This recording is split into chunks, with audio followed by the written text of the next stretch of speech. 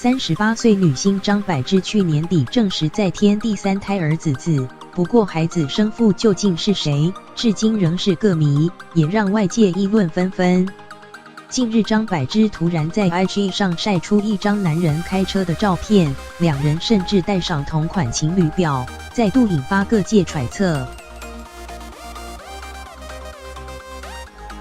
张柏芝昨天9日突然在 IG 上晒出一个男人开着法拉利跑车的照片，虽此人未露脸，但从手部来看，明显是男人的手握在方向盘上。接着张柏芝也 PO 出自己手戴同款情侣表的照片，两人关系引发好奇。